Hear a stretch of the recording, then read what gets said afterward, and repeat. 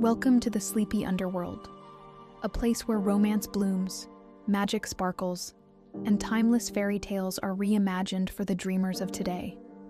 From heart-stirring romances to spellbinding adventures, every story is a soothing escape into a realm of love, wonder, and charm. So curl up, press play, and let us carry you away to the land of dreams. Don't forget to like this video, subscribe to the channel, and leave a comment. We'd love to know in what part of the world you are watching and what is your favorite tip for a good night's sleep. Thank you for watching and enjoy the video.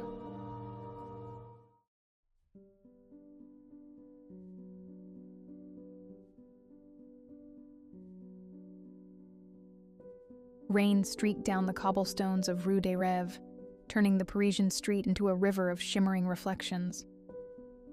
I pulled my soaked coat tighter around my shoulders, my fingers brushing against the empty space on my left hand, where my engagement ring had been just yesterday. The absence felt heavier than the ring ever had.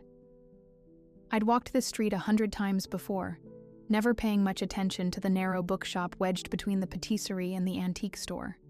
Its weathered sign, Librairie des Destins, hung crookedly above a perpetually closed door. In all my years living in the neighborhood, I'd never seen a single customer enter or leave. Tonight, though, something pulled me toward it. Perhaps it was the soft, golden light that spilled from its foggy windows, so at odds with the steel-gray storm clouds above. Or perhaps it was simply that I had nowhere else to go, no one waiting for me, not anymore. I pushed the door open, and a small bell announced my arrival with a delicate chime. The scent of old paper, leather, and something indescribably sweet, like vanilla mixed with wood smoke, enveloped me immediately. "Mademoiselle Roche," a voice called from somewhere within the labyrinth of shelves. "I've been expecting you." I froze, water dripping from my coat onto the worn wooden floor. How did he know my name? A man emerged from between two towering bookshelves. He was tall and lean, dressed in a suit that seemed both modern and somehow from another era entirely. His dark hair was swept back from a face that was beautiful in a way that made my heart ache. Not handsome in the conventional sense, but striking, with eyes so deep and knowing they seemed to contain entire universes. "You're mistaken," I said, my voice smaller than I intended. "We haven't met." He smiled, and tiny wrinkles appeared at the corners of his eyes. "Not in the traditional sense, no. But I know you all the same, Emmeline." The sound of my full name, which almost no one used, sent a shiver down my spine. I should have been frightened, should have turned and fled back into the rain. Instead, I found myself stepping further into the shop, drawn by some invisible thread. "Who are you?" I asked. "Julian," he replied simply, as if that explained everything. "Would you like some tea? You're soaked through." Before I could answer, he disappeared behind a curtain, leaving me alone among the books. I wandered deeper into the shop, trailing my fingers along the spines. These weren't ordinary books, I realized. None had titles printed on their spines. Instead, each was bound uniquely. Some in leather embossed with intricate patterns, others in silks or velvets of deep, rich colors that seemed to shift in the light. "Here we are," Julian said, reappearing with 2 steaming cups. He gestured to a small sitting area near a fireplace I hadn't noticed before, where flames danced merrily despite the summer evening. I took the offered cup, inhaling the fragrant steam. "How did you know my name?" I asked again, determined to get an answer. "The same way I know that your heart is broken," he replied, his voice gentle. "The same way I know that you feel like you've lost not just a fiancé, but your entire future." My cup trembled in my hand. "Did Claude send you? Is this some elaborate scheme to win me back?" Julian laughed softly. "No, Emmeline. Claude is currently drinking himself into oblivion at Le Barattin, telling anyone who will listen that you're being unreasonable. I felt my face flush with anger. Unreasonable. Of course, that's what Claude would say. Finding another woman in our bed was apparently something I should simply accept with a Gallic shrug.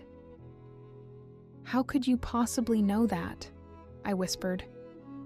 Julian didn't answer directly. Instead, he rose and walked to a shelf near the fireplace, running his fingers along the spines until he found what he was looking for. He returned with a book bound in midnight blue velvet that seemed to ripple like water. "This is for you," he said, placing it gently in my hands. The book was heavy and warm to the touch. No title adorned its cover, just a silver clasp in the shape of a crescent moon. When I opened it, I found blank pages.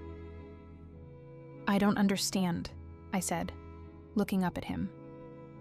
"The pages are not empty," Julian explained, settling back into his chair. "They reveal themselves only to the one meant to read them, and only when that person is ready." I closed the book with a snap. "I think I should go." "Of course," he said, making no move to stop me. "But you're welcome to stay until the rain stops, and you can take the book. It's already yours." "I can't pay for this," I protested, though I found myself clutching the book tighter. "It's not for sale," Julian said with another enigmatic smile. "It's simply finding its way home." I don't know why I stayed.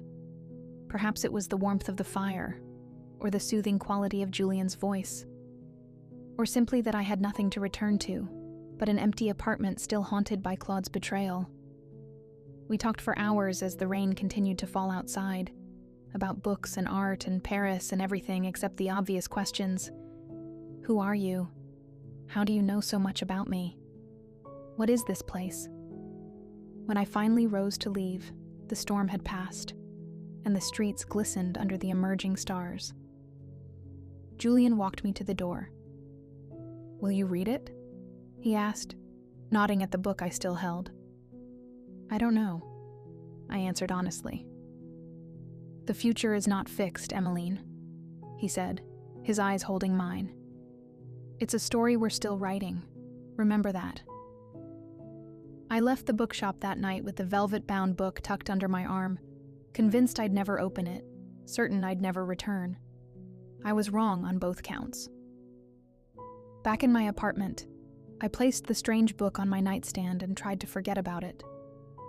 I went through the motions of my life, teaching French literature at the university, meeting friends for coffee, carefully avoiding places Claude might be.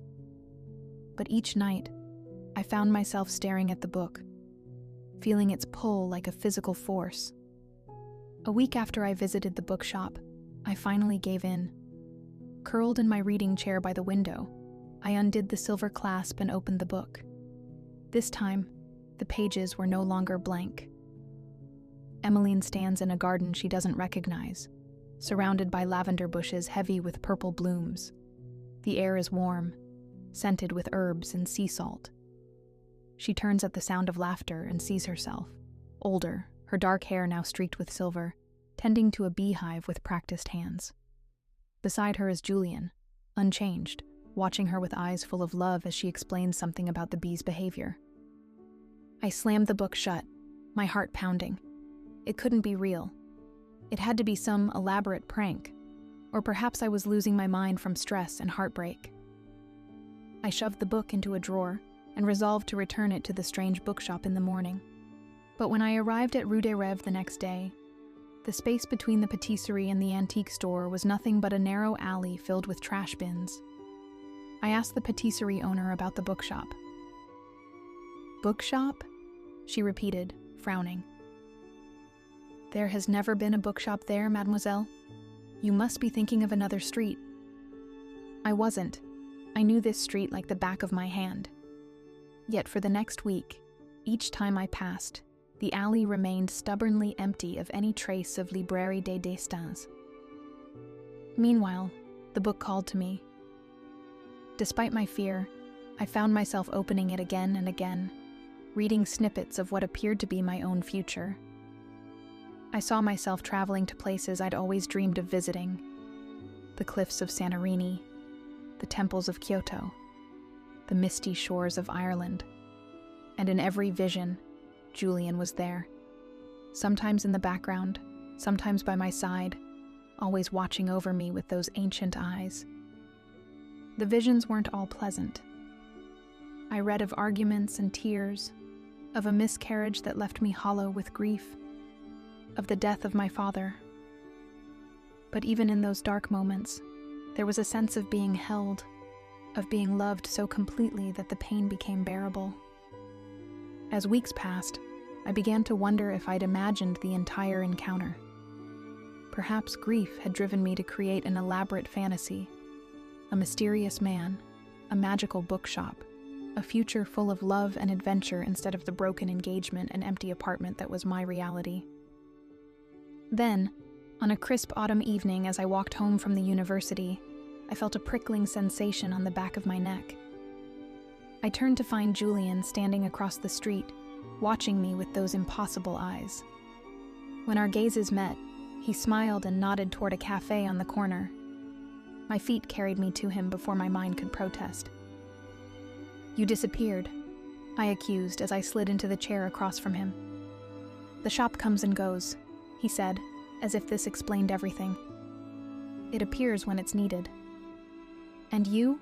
I asked. "Do you come and go as well?" His smile was tinged with sadness. "I am bound to the shop, in a way." "What does that mean?" Julian sighed, running a hand through his dark hair. "It's complicated, Emmeline." "Try me," I insisted. He studied me for a long moment, then nodded. "I was once like you, young, heartbroken, lost. I found the shop on a night much like the one when you entered. The keeper then, a woman named Elise, gave me a book." He paused, his eyes distant with memory. I read it cover to cover in one night.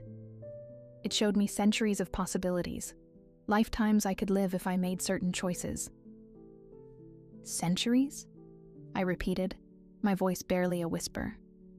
"The book I gave you is different," he continued, ignoring my question. "It shows only pieces of one possible future. Your future, if you choose it." "With you," I said, remembering the visions. "With me," he confirmed. "But Emmeline, there's something you need to understand. The book shows only possibilities, not certainties. And there's a price for the future it reveals." My stomach tightened with dread. "What price?" Julian reached across the table and took my hand. His touch was warm, solid, and real. "If you read the book to its end, if you see the entire future it offers, you must decide. You can close the book and walk away, return to your normal life. Or you can choose the future you've read, with all its joys and sorrows." "That doesn't sound like much of a price," I said cautiously. "The price is this. If you choose that future, you bind yourself to it, all of it, including the parts you haven't read yet, the parts beyond the final page." "I don't understand." "Time works differently in the shop, Emmeline, and for those connected to it." He squeezed my hand gently. "I've lived many lifetimes, bound to the shop, appearing when I'm needed, disappearing when I'm not. If you choose the future in that book, you choose to join me in that existence." I pulled my hand away, my mind reeling. "You're saying you're... what? Immortal? A ghost? A figment of my imagination?" "None of those exactly," he said quietly. "I'm as real as you are. I simply exist. Differently." I stood up abruptly. "This is insane. I need to go." Julian didn't try to stop me. "The shop will be there when you need it," he called after me. "The book will wait until you're ready." I ran all the way home, convinced I was losing my mind. That night, I dreamed of the bookshop, of endless shelves stretching into infinity, of thousands of velvet-bound books, each containing someone's possible future, and of Julian, moving through the labyrinth of stories, a keeper of possibilities. 3 days later, I found myself once again standing before the narrow space between the patisserie and the antique store. This time, the bookshop was there, its crooked sign swinging gently in the breeze. I pushed open the door without hesitation. Julian sat in the same armchair by the fire, as if he'd been waiting for me all along. Perhaps he had been. "I have questions," I announced. He gestured to the chair across from him. "I have answers. Some of them, at least." For hours we talked. He told me of his life before the shop, a young poet in the 1820s Paris, devastated by the death of his lover. He explained how he'd stumbled upon Librairie des Destins during a storm, much like the one that had driven me inside. How Elise had given him a book bound in green silk that showed him a future spanning centuries. "I chose that future," he said simply. "I became what Elise had been, a keeper of stories, a guardian of possibilities." "But why me?" I asked. "Of all the heartbroken people in Paris, why did you give me a book?" Julian's eyes softened. "The shop chooses who enters. The books choose their readers. I am merely the intermediary. And if I read to the end? If I choose the future in the book? Then you would join me," he said. "Not immediately. You would live your life as shown in the book. And when that life ends, you would become as I am." "A keeper of stories," I murmured. "Yes. It's not a decision to make lightly, Emmeline." I thought of the visions I'd already seen. The garden in Provence, the beehives, the travels, the love that radiated from every page. But I also thought of what I'd be giving up. A normal life, the chance to move on from heartbreak in the usual way, to find love that didn't come with such an extraordinary price.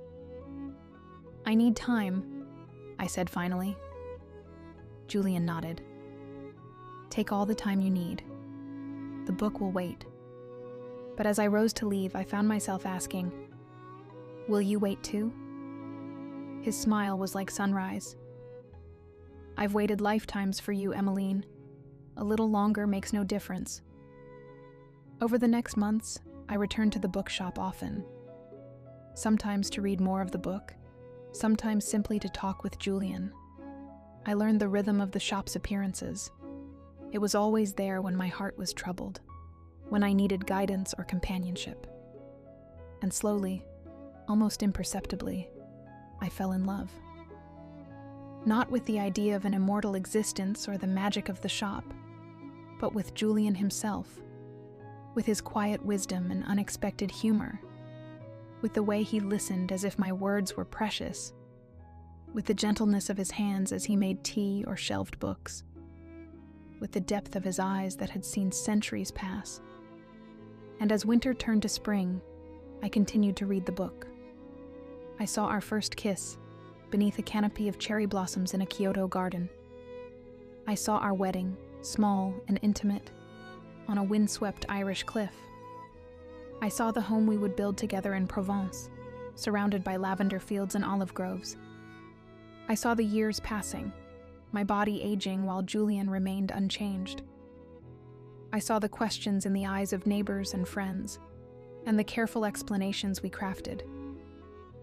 I saw myself growing old in a life filled with more joy than I'd ever imagined possible. And then, one night in late spring, I turned a page and found myself looking at the final chapter. Emmeline lies in a sunlit bedroom, her hair now white, her face lined with the story of a life well lived.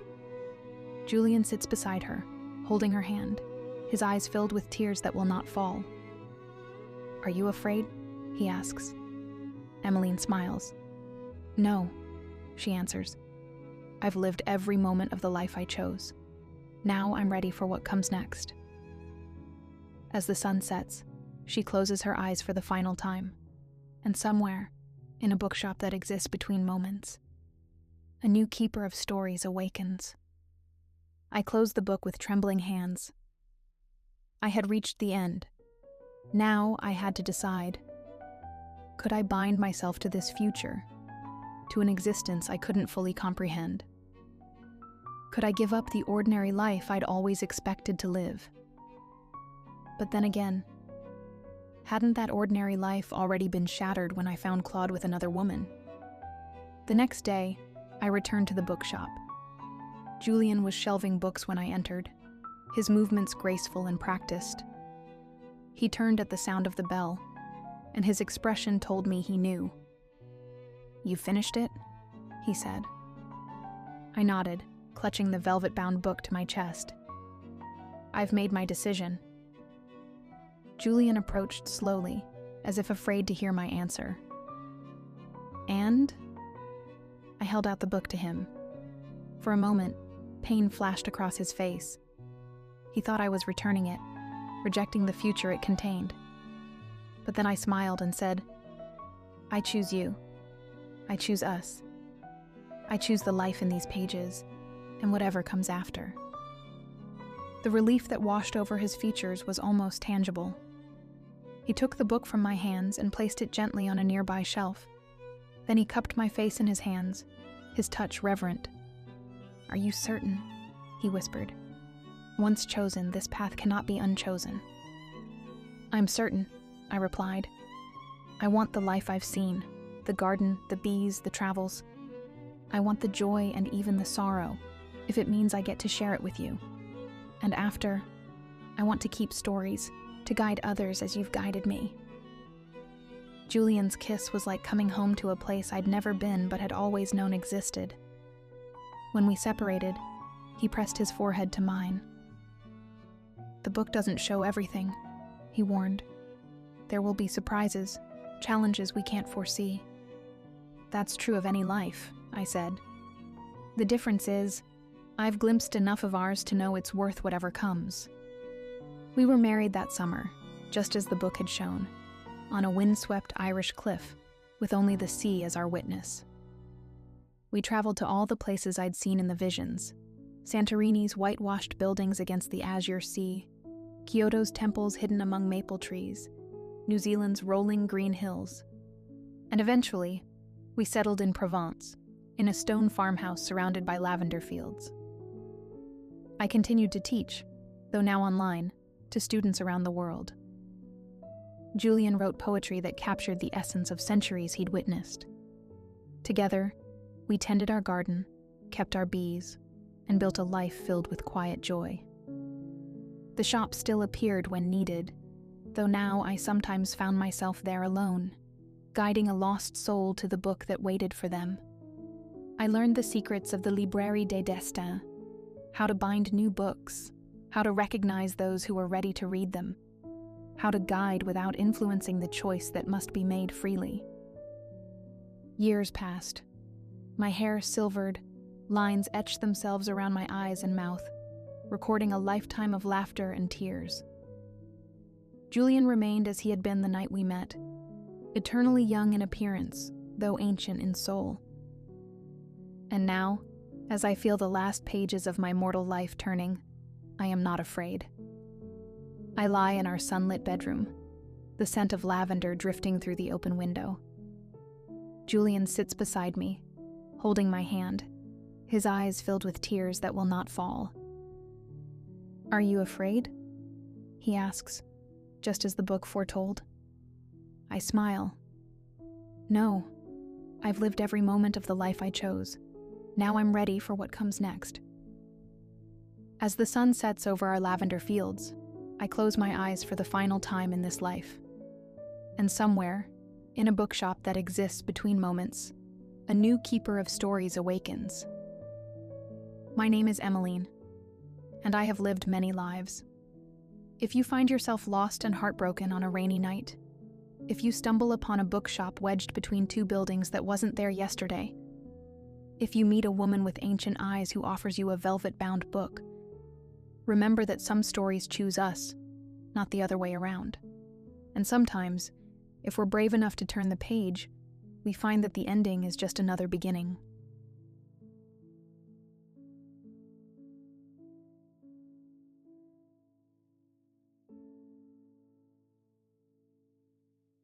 The first time I saw Grayson Bellamy's shop, I nearly walked past it. Nestled between a modern patisserie and a tourist trap cafe on one of the Marais' twisting streets, the narrow storefront seemed to exist in its own pocket of time. A small brass plaque reading simply, Bellamy Horlogerie, hung beside a door of age-darkened wood, while the display window held just 3 antique clocks, each more exquisite than the last. I paused, my fingers closing around my mother's pocket watch in my coat pocket. The curved silver case had grown warm against my palm during the long walk across Paris, as if it sensed its homecoming was near. For 3 months since her funeral, I'd kept the watch close, unable to open its stuck cover, unwilling to part with it even for repair. But I couldn't bear the silence of its stopped mechanism any longer. The bell above the door chimed softly when I entered, a gentle counterpoint to the symphony of ticking that filled the shop. Timepieces of every description lined the walls. Tall grandfather clocks with ornate faces, delicate carriage clocks under glass domes, sturdy maritime chronometers that once guided ships across vast oceans. The air smelled of polish and metal, and time itself. "May I help you?" The voice came from the back of the shop, low and melodious with the faintest trace of an accent I couldn't place. A man stepped into view, and I felt a strange flutter in my chest. Grayson Bellamy was not what I'd expected. I'd imagined someone ancient, hunched over watchmaker's tools with a magnifying loupe permanently affixed to one eye. Instead, he stood tall and straight, perhaps in his early 50s, with thick hair the color of burnished silver, swept back from a face that seemed carved by an artist's hand. His eyes were the deep blue of twilight, surrounded by fine lines that suggested frequent laughter rather than age. He wore a tailored waistcoat over a crisp white shirt, with the sleeves rolled up to reveal forearms marked by the light scars of his craft. "I have a watch that needs repair," I said, then cleared my throat when my voice came out softer than intended. "It was my mother's." His expression softened. "May I see it?" Our fingers brushed as I placed the pocket watch in his outstretched palm. He handled it with reverent care, turning it over to examine the engraving on the back, a pattern of ivy leaves surrounding my mother's initials.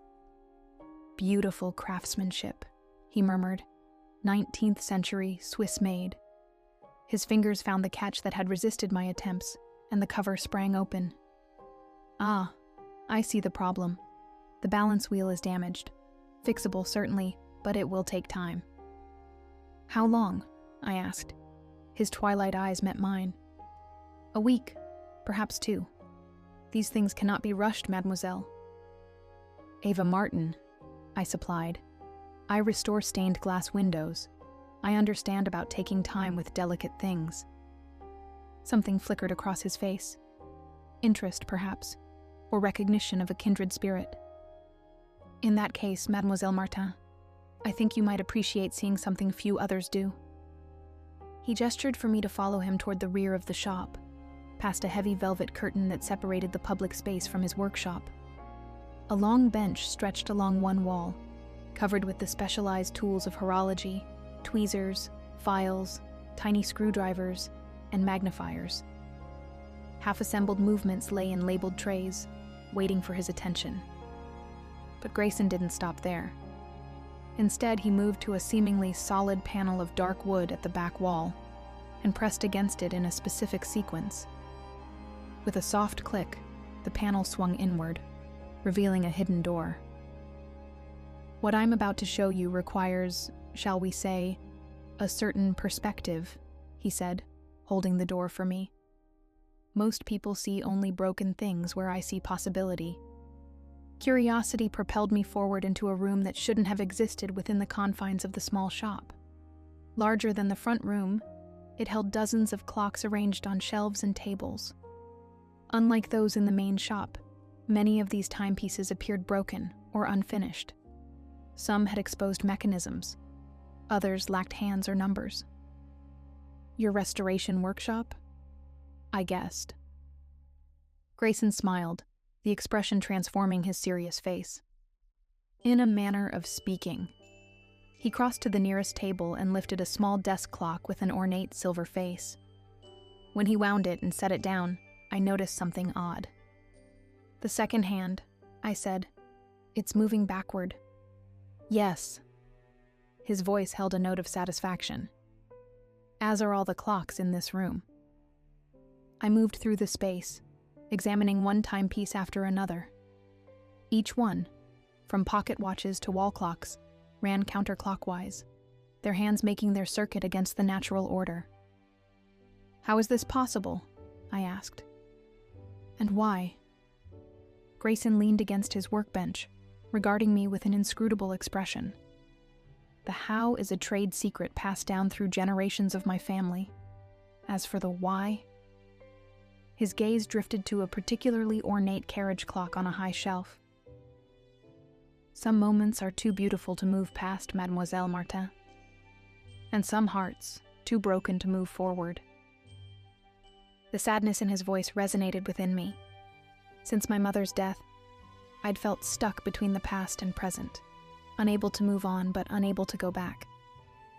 "Can I touch them?" I asked. He nodded. "Please." I approached a grandfather clock with a case of deep cherry wood. Its face showed not only the time but the phases of the moon, all running in reverse.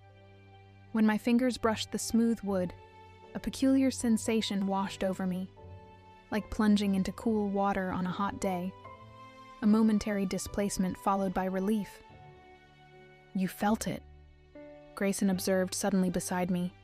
"Not everyone does." "What was that?" "Time," he said simply. Or rather, its echo. He hesitated as if weighing a decision, then added, "These clocks don't merely run backward, Mademoiselle Martin. Under certain conditions, they can take one there." I should have laughed, or made my excuses and fled from this strange man with his impossible claims. Instead, I found myself asking, "Will you show me?" Something sparked in his eyes. Hope, perhaps. "I was rather hoping you might help me instead. Your skills with restoration, combined with my knowledge of these timepieces." He gestured around the room. "Many of these are incomplete or damaged. I haven't been able to finish them alone." "Why me?" "You felt the echo," he said, as if this explained everything. "And you understand that beauty sometimes needs to be reconstructed piece by piece." He extended his hand. "Will you help me, Ava?" I hesitated for a moment before clasping his hand. His palm was warm, marked with calluses from years of delicate work. "Yes," I said. "I will."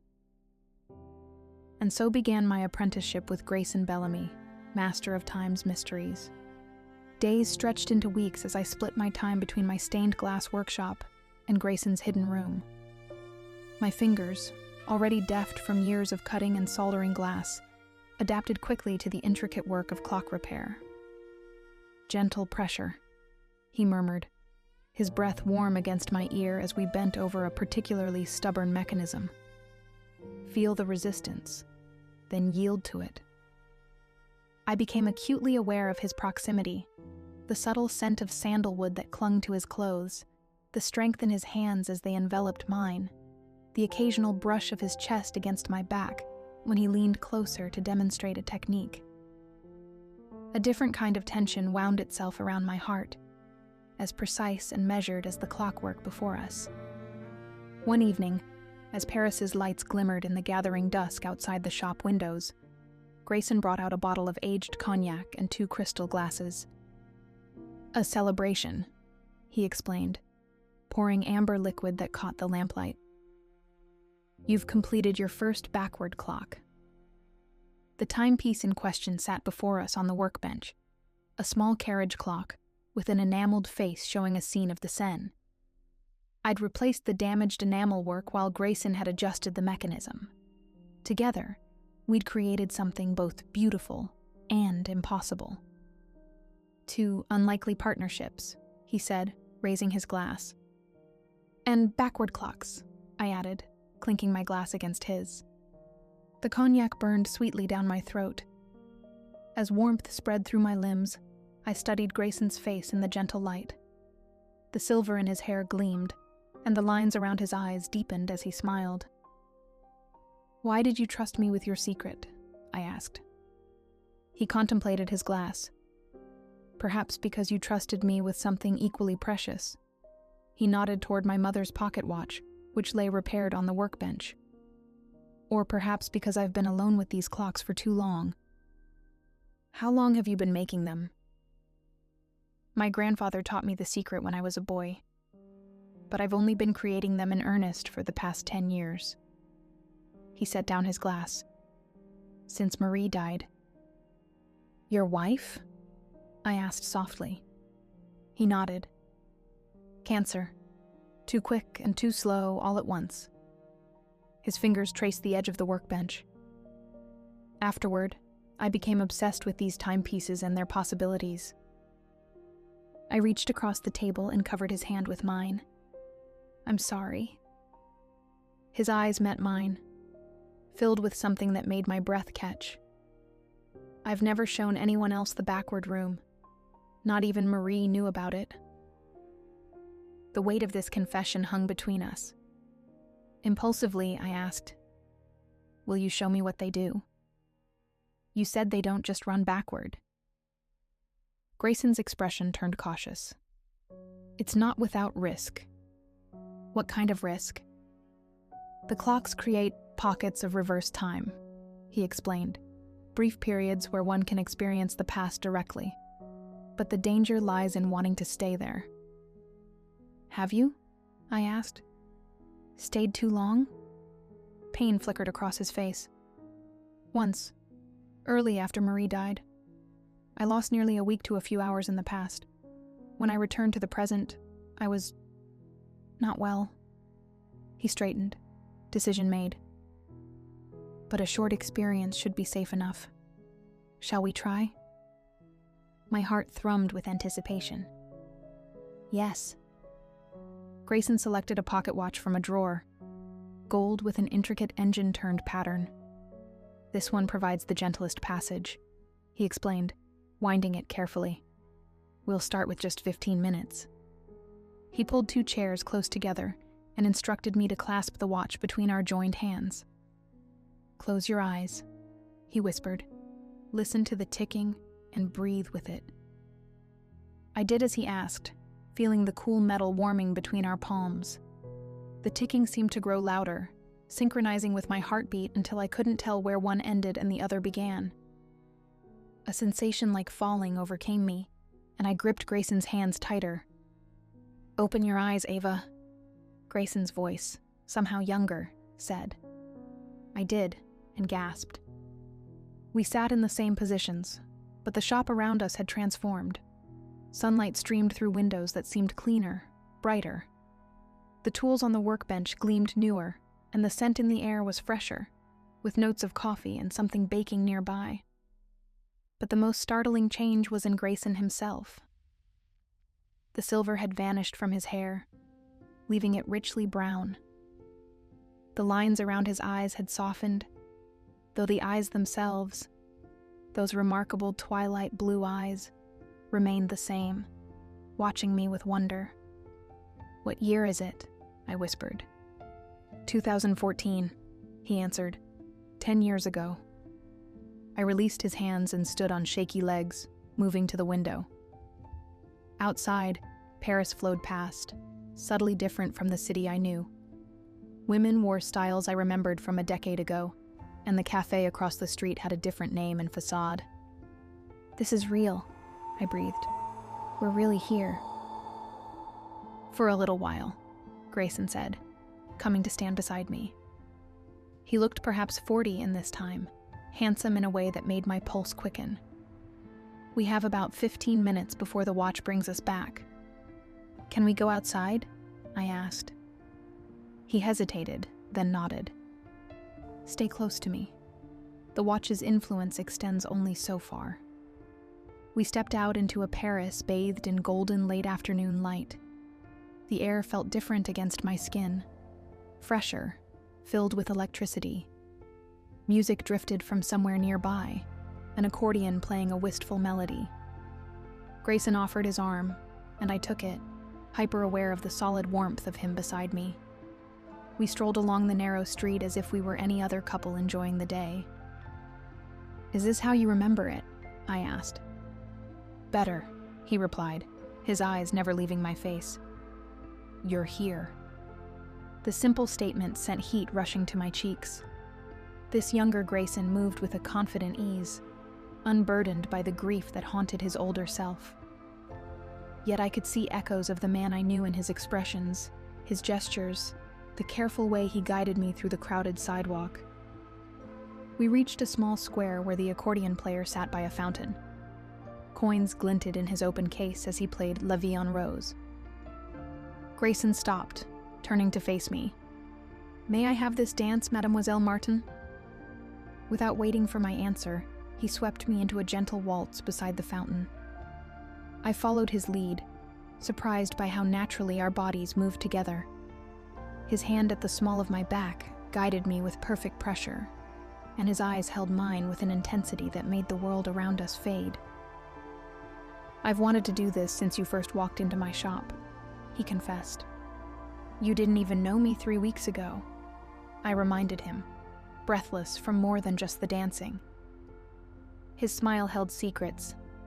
"In my time, I've known you longer." Before I could ask what he meant, a tremor passed through the air around us. The music wavered, sounding suddenly distant. "The watch," Grayson said, his expression turning serious. "Our time is ending." He led me quickly back toward the shop, his hand firm around mine. As we reached the door, the trembling intensified. The street seemed to ripple like heat waves on summer pavement. Inside the shop, Grayson pulled me close, one arm around my waist, while his other hand retrieved the pocket watch from his vest. "Hold on to me," he instructed. I wrapped my arms around him, pressing my face against his chest. His heartbeat thundered under my ear, quick but steady. The world tilted and swirled around us, colors bleeding into one another until everything went momentarily dark. Then, with a sensation like surfacing from deep water, we were back in the present. The younger Grayson was gone, replaced by the silver-haired man I'd come to know. But my arms remained around him, and his around me. For a moment, neither of us moved. I became aware of every point of contact between us. His hand splayed against my back, my palms pressed to his shoulders, our bodies aligned from chest to knee. His eyes, unchanged across the years, searched mine. Slowly, reluctantly, he released me and stepped back. "Are you all right?" he asked, his voice rough. I nodded, unable to find words for the emotions swirling through me. I'd just danced with a younger version of this man in Paris 10 years ago. More unsettling was the realization that I'd felt drawn to both versions of him, the youthful clockmaker with laughing eyes, and the silver-haired craftsman with sorrow etched into his features. "That was," I began. "Dangerous," he finished. "I shouldn't have taken you outside the shop. The watch's field is strongest here where it was made." "I'm fine," I assured him. "It was wonderful." His expression softened. Yes, it was. He carefully placed the watch back in its drawer. "But we should be more cautious in the future. If you wish there to be a future for this experiment." "I do," I said firmly. Something like hope flickered in his eyes before he glanced at the clock on the wall. A normal one, running forward. "It's late. Let me call you a taxi." As I gathered my things, I felt as if I were waking from a dream, except for the lingering sensation of Grayson's hand at my waist and the memory of music by a fountain. Over the following weeks, our work on the backward clocks intensified, as did the current between us.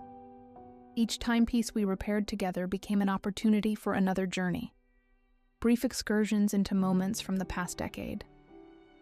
We established rules. Never stay longer than 30 minutes. Never venture far from the shop. Never attempt to change anything significant. Within these constraints, we created stolen pockets of magic. In 2017, we listened to a violinist play Bach in Place des Vosges as rain fell, sharing Grayson's umbrella as droplets turned the cobblestones to mirrors. In 2012, we discovered a hidden courtyard where an artist had filled every wall with trompe-l'oeil windows, looking out on impossible landscapes. In 2019, we sat at a tiny cafe table as snow fell silently around us, warming our hands on cups of rich chocolate. In each timeline, Grayson appeared at the corresponding age, sometimes with touches of silver at his temples, sometimes with none at all, but always with those same twilight eyes that followed me, as if memorizing every detail. In the present, our relationship had evolved with cautious tenderness. His hand would linger on mine when passing a tool. I would bring morning pastries and coffee, learning exactly how he took each. We worked later and later into the evenings, reluctant to part. One night, after returning from a brief visit to 2016, Grayson closed the drawer containing our travel watch with unusual finality. "What's wrong?" I asked. "I've been selfish," he said, not meeting my eyes. "These journeys, they're becoming too frequent, too seductive." "I don't feel seduced against my will," I countered. "I want to go." "That's precisely the problem." He finally looked at me, his expression grave. "Time wasn't meant to be experienced this way, Ava." Moving back and forth, sampling moments like dishes at a feast. The human heart wasn't designed for it. "Wasn't your heart designed by the same creator who made time?" I asked softly. His eyes widened slightly at this perspective. "Perhaps. But I've seen what happens when someone becomes addicted to revisiting the past. My grandfather spent his final years lost in his own memories, unable to distinguish between what had been and what was." I moved closer, until just inches separated us. "Is that what you fear will happen to me? Or to yourself?" "Both," he admitted. "I watch how your face lights up each time we prepare for a journey, and I recognize the same hunger that once consumed me after Marie died. The desire to escape the present." "That's not why I go," I said. "Then why?" I reached up, hesitating briefly before placing my palm against his cheek. His skin was warm, the slight roughness of evening stubble beneath my fingers.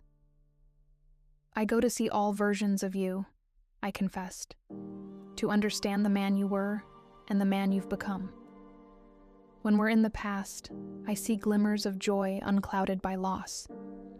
And when we return, I see a depth and wisdom that only experience could create."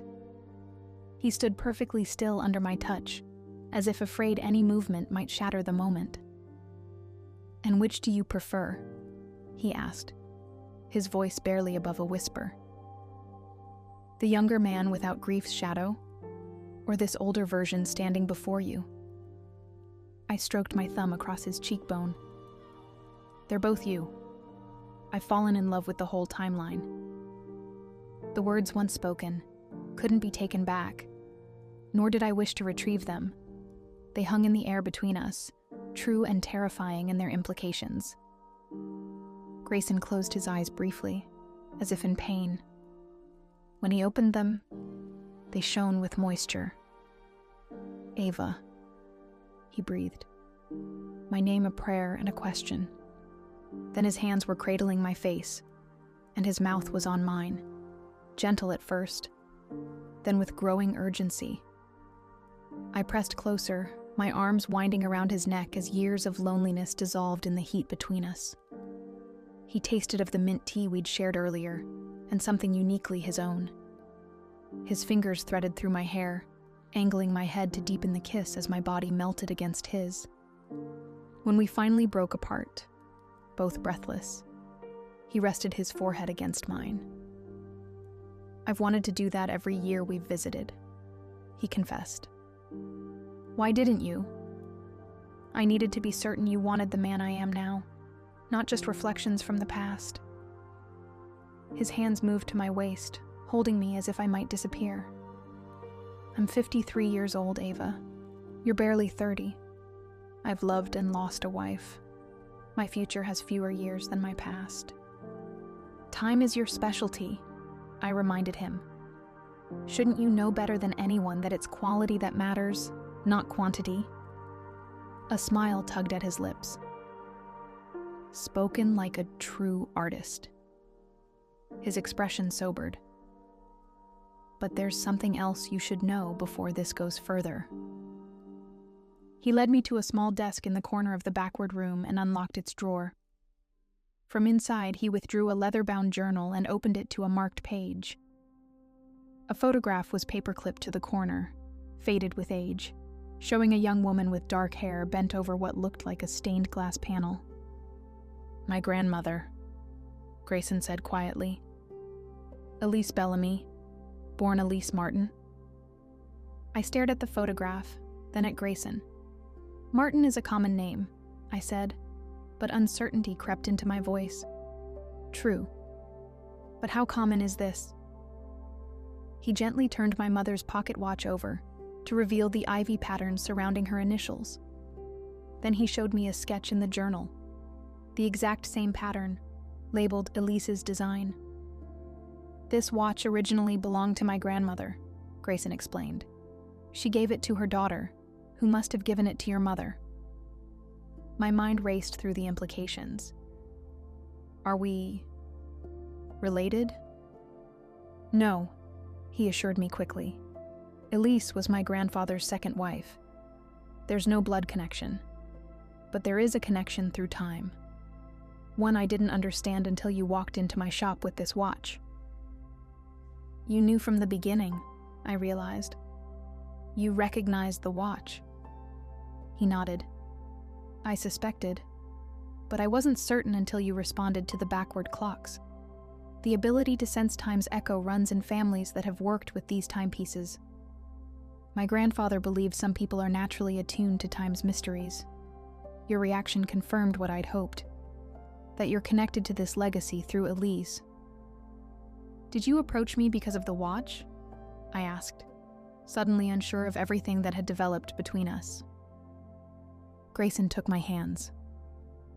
I showed you the backward room because of the watch, he corrected. Everything else, our work together, our journeys, this. He raised our joined hands to his lips, kissing my fingers. Happened because of who you are, who we are together. I studied his face, finding only sincerity in his eyes. So what does this mean for us? It means you have a choice, he said. The backward clocks offer us something few lovers ever have, the ability to experience one another across time's spectrum. But that gift comes with responsibility. We must decide how to use it wisely. Understanding dawned. That's why you've been concerned lately. You're afraid we'll become trapped in the past. Not just any past, he said. My past. The years before grief changed me. The implication stung. Do you think I prefer your younger self? Don't you? He's more your equal in years, less marked by loss. I pulled my hands free from his and paced across the room. You don't understand at all, I said, frustration building. When we visit the past, I see fragments of the man standing before me now. And when we return, I see the sum of all you've been and all you've endured. I turned to face him. I love dancing with your younger self, yes. But I come back to the present because this is where you are most completely yourself. Grayson crossed to me slowly, as if approaching a wild creature that might bolt. And what of your future? Children? A husband who won't leave you a widow while you're still young? Don't make my choices for me, I said fiercely. I've seen what time can do, stealing my mother when she should have had decades more. Tomorrow isn't promised to anyone, regardless of age. He stopped before me, close enough that I could see the varied blues in his irises. "What do you want, Ava? From time? From life? From me?" The question deserved a considered answer. I thought about the backward clocks surrounding us, each one a symbol of humanity's complicated relationship with time. We strive to measure it, control it, reverse it, anything but simply live within it. "I want to restore what's broken without erasing its history," I finally said. "In my work with stained glass, I preserve the cracks and seams that tell a window's story, even as I make it whole again. I want to love you the same way, honoring all you've been while creating something new." I reached for his hand. "And I want us to move forward together, even as we care for these backward-running treasures." Hope dawned across his features like sunrise. "Together," he repeated. "In the present." "With occasional visits to the past," I amended with a smile. "For research purposes, of course." He laughed then, the sound transforming his face into something so beautiful it made my heart ache. "Of course," he agreed, pulling me into his arms, "but no longer than an hour at a time." "Agreed," I said, rising on tiptoes to brush my lips against his. "We have too much to experience in the here and now." As if to seal our pact, clocks chimed around us, some running backward, some forward, all marking our moment in time. Grayson's arms tightened around me as his mouth found mine again, and I gave myself to the kiss completely, falling into the present with all its imperfect perfection. Outside the shop windows, Paris continued its eternal flow, past and present mingling in ancient streets, as couples strolled hand in hand beneath spring blossoms, each creating their own pocket of time, where love made every second precious, regardless of which direction the hands on the clock moved.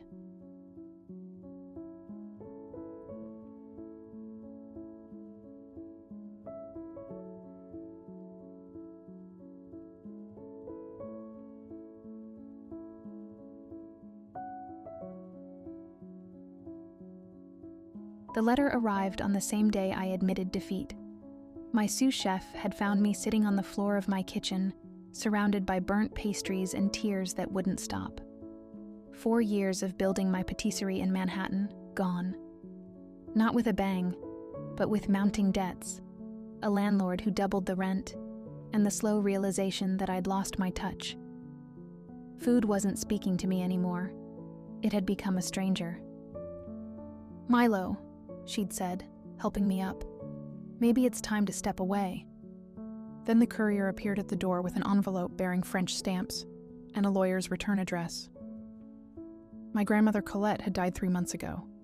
I hadn't made it to the funeral. Another regret to add to my collection. Now her apartment in Montmartre belonged to me. That's how I found myself, 1 week later, climbing 5 flights of narrow stairs in a building that had witnessed 2 world wars, countless love affairs, and the quiet passing of the only person who had truly believed in my culinary dreams. The apartment was small, but bathed in light that streamed through tall windows overlooking a courtyard where an ancient linden tree stretched its branches. Everything was covered in a fine layer of dust, the mismatched furniture, the shelves of books, the copper pots hanging above a tiny stove. This was where Grand-mère had taught me to make my first pâte à choux when I was 9. During the summer, my parents had shipped me off during their divorce.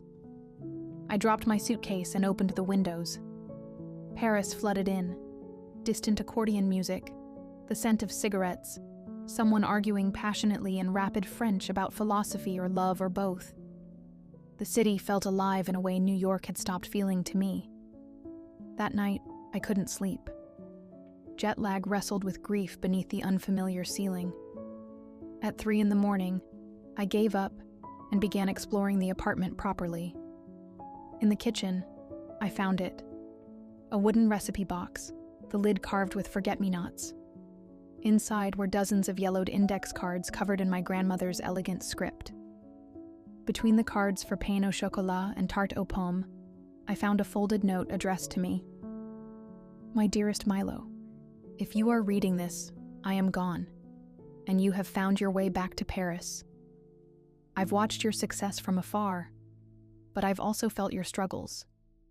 Remember what I taught you? The secret ingredient is never listed in recipes. It's what you bring to the kitchen. Your heart, your history, your hunger for more than just food.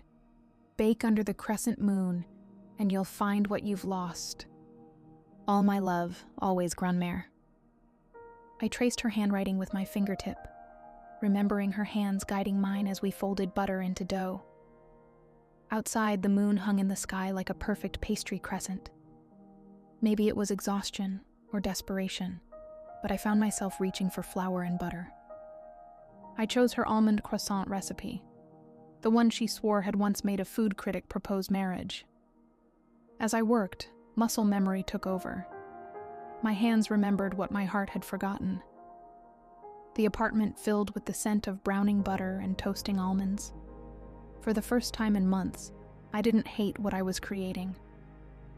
At exactly midnight, I pulled the croissants from the oven. They were perfect, golden and flaky, with the almond filling just visible at the seams. I ate one standing at the window, looking out at the sliver of moon, and finally fell into dreamless sleep on the sofa, surrounded by the lingering warmth of the oven. Morning arrived with a knock at the door. Disoriented, I stumbled to answer it, still wearing yesterday's flour-dusted clothes. She stood in the hallway as if she'd stepped from a dream, dark curls escaping a loose braid, eyes the color of honey, a blue dress that looked like it belonged in another era. She inhaled deeply, her eyes closing for a moment. "I'm sorry to disturb you," she said in French-accented English. "I live downstairs, and I was drawn in by the scent of home." She looked past me into the apartment. I knew Colette. She was kind to me when I first moved to Paris. "I'm Milo," I said, suddenly aware of my rumpled appearance. Her grandson. "Leora," she replied, extending her hand. It was warm and slightly calloused, a working hand, like mine. "I heard she had passed. I'm sorry for your loss." I should have made polite conversation and closed the door. Instead, I found myself saying, "Would you like a croissant?" I made too many. Her smile transformed her face. "I'd love one." That's how we ended up sitting at my grandmother's small table by the window, sunlight turning Leora's curls to copper as she closed her eyes with the first bite. "These taste like memories," she murmured. "How did you know her recipe?" She guarded it jealously. I showed her the recipe box. She left it for me. I was a pastry chef in New York, but... I trailed off, not ready to confess my failures to this stranger. "But," she prompted, breaking off another piece of croissant. "But I'm taking a break," I finished lamely. Leora studied me in a way that made me feel transparent. These croissants don't taste like someone taking a break. They taste like someone remembering something important. She asked about my grandmother, and I found myself telling stories about summer vacations in this apartment, about Colette teaching me to judge a perfect rise by sound rather than sight, about her insistence that baking was a form of love made visible. She believed food had power, I said, not just to nourish, but to heal, to connect. I think I forgot that somewhere along the way. Leora nodded. "In my family, we have a similar saying. Food carries memories and intentions." She brushed crumbs from her fingers. "I should go. I teach violin at the conservatory, and my students await." She stood, then hesitated. "Would you like to see Paris through local eyes? As a welcome?" Something pulled at me. Curiosity, perhaps. Or something deeper. "I'd like that." "Tomorrow, then. I'll knock at 10. After she left, I found myself staring at the door, wondering if I'd imagined her. But the empty plate with croissant crumbs proved otherwise. Leora showed me a Paris I'd never seen, despite my childhood visits. We wandered narrow streets where ivy crawled up ancient walls, She took me to a hidden garden where an old man played accordion while couples danced. We ate falafel from a tiny stand run by a family who greeted her by name and insisted I try their homemade hot sauce. "My father is Lebanese, my mother French," she explained as we sat on a bench, watching children play. "I grew up between worlds, never quite belonging to either. Food was how we carried home with us." I told her about my fragmented childhood, shuttling between divorced parents who used me as a weapon against one another. My grandmother's kitchen was the only place that felt like it was mine. In the weeks that followed, Leora became my guide not just to Paris, but to myself. She arrived with small gifts, a bunch of herbs from her window box, a book of French poetry, a violin string that had snapped during practice. "It reminds me that broken things still have purpose," she said, placing it in my palm. "They just need to be used differently." I cooked for her, dishes from my grandmother's recipe box at first, then my own creations. Something was changing in the food I made. Customers at the local cafes began requesting my pastries after I helped out during a busy morning. Word spread. People started knocking on my door, asking if they could buy whatever I was baking that day. But the strangest thing happened on the nights of the crescent moon. Each month, I followed my grandmother's instructions, baking under its light. And each time, someone would appear the next day, a lost tourist who needed directions and left with renewed purpose, an elderly neighbor who shared stories of the building's history over tea and madeleines, a child who had lost her cat, only to find it hiding in the courtyard tree. They all left with more than just full stomachs. They left lighter, as if they'd set down something heavy. And somehow, I felt lighter too. "Do you notice anything unusual about this place?" I asked Leora one evening as we sat on my tiny balcony, sharing a bottle of wine and watching the sunset paint the rooftops gold. "Like what?" She tucked her legs beneath her, comfortable in the space she'd come to occupy in my life. "People seem to find what they need here. Not just good food, but answers, maybe." Leora's smile held secrets. "Your grandmother understood something important. Sometimes magic isn't dramatic. Sometimes it's as simple as feeding someone exactly what their soul is hungry for." I studied her face in the fading light.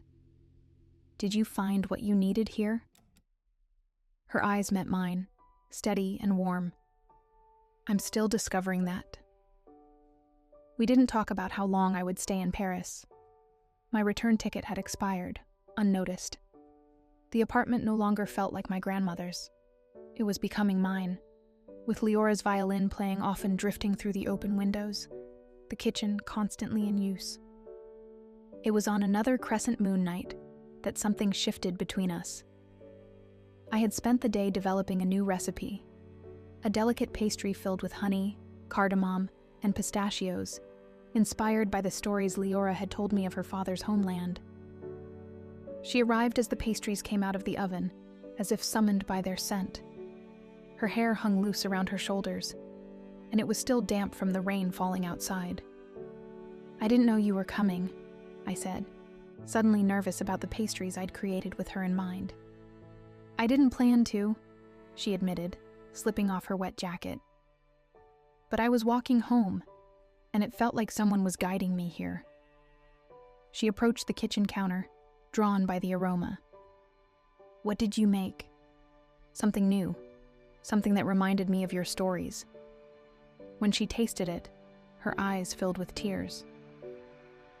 "This tastes like my grandmother's kitchen in Beirut," she whispered. "How did you know?" "I didn't," I said honestly. "I just thought of you while I baked." Something hummed in the air between us. The magic of the apartment, perhaps, or simply the recognition of two people who had been orbiting one another, finally drawn into the same gravity. Leora set down the half-eaten pastry and stepped closer. "Milo," she said softly, "I think I know what I was looking for when I followed the scent of your baking that first morning." Her kiss tasted of honey and cardamom and possibility. Outside, rain tapped against the windows like applause. Later, as we lay tangled in sheets, watching lightning illuminate the Parisian sky, Leora traced patterns on my chest. "Do you believe in magic?" she asked. I thought about my grandmother's note, about the string of visitors who found their way to my door on crescent moon mornings, about how a broken chef from New York had found his voice again in this tiny Parisian kitchen. "I believe in this," I said, pulling her closer. "Whatever this is." She smiled against my shoulder. "Your grandmother once told me that true magic isn't about spells or potions. It's about creating spaces where people can remember who they really are." "And who am I?" I asked, only half joking. Leora propped herself up on one elbow, her face serious in the dim light. "You're someone who feeds more than bodies. You nourish souls, Milo, including mine." Summer faded into autumn. My small baking operation grew into a proper business. 3 days a week, I sold pastries from the apartment, with lines forming down the stairwell. The other days, I developed recipes and taught small classes in the techniques my grandmother had passed down to me. Leora moved in gradually. First a toothbrush, then clothes, finally her violin, and the framed photo of her parents. We didn't discuss it. It happened as naturally as dough rising in a warm kitchen. On the first anniversary of my arrival in Paris, I received a letter from my old sous chef in New York. She had opened her own place and wanted to know if I'd consider returning as a partner. 5 years ago, it would have been everything I wanted. I showed the letter to Leora that evening as we prepared dinner together, moving around each other in the small kitchen with practiced ease. "Will you go?" she asked, her voice carefully neutral as she chopped herbs. I looked around the apartment, at the recipe box now filled with my own creations alongside my grandmother's, at the violin case in the corner, at the woman who had helped me rediscover not just my passion for food, but my belief in something more. "No," I said, realizing the truth as I spoke it. "My home is here now." Leora's smile bloomed slowly. "I was hoping you'd say that." That night, under another crescent moon, I baked a single perfect chocolate soufflé. Inside, I placed a ring that had belonged to my grandmother. A simple gold band with a small pearl, like the moon that had guided me home. When Leora found it the next morning, her yes filled the apartment like sunlight. We were married in spring, in the courtyard beneath the linden tree. Neighbors hung lights in the branches, and my small baking staff created a tower of pastries instead of a traditional cake. Leora played violin before the ceremony, a composition she had written that made even the most stoic guests dab at their eyes. During our first dance, she whispered in my ear, "Do you remember what your grandmother's note said? Bake under the crescent moon, and you'll find what you've lost." I nodded, holding her closer. "I think she knew exactly what she was doing," Leora continued. "The recipe wasn't just for croissants, it was for happiness." That night, back in our apartment, I found my grandmother's recipe box on the table, though I was certain I'd left it on the kitchen counter. On top was a card I'd never seen before, in Colette's handwriting. The final ingredient: pass it on. Magic thrives when shared. Now, 7 years later, our small apartment has witnessed countless feasts, the birth of our daughter Colette, and hundreds of crescent moon bakings. People still find their way to our door, drawn by some invisible thread of need or hunger or hope. And each time, we welcome them in with open arms and fresh bread, knowing that the real enchantment isn't in the walls or the recipes, or even the moon's light through our windows. It's in the simple act of nourishing others, body and soul, and in doing so, nourishing ourselves. Some nights, standing in our kitchen with flour on my hands and Leora's music filling the rooms, I swear I can feel my grandmother's presence, proud and pleased. The alchemy she taught me wasn't just about turning butter and flour into gold. It was about transforming loss into love, grief into gratitude, and the mundane into magic. In the end, it turns out the best recipes aren't written down at all. They're lived, breathed, shared, and passed on, rising like perfect dough under gentle, patient hands.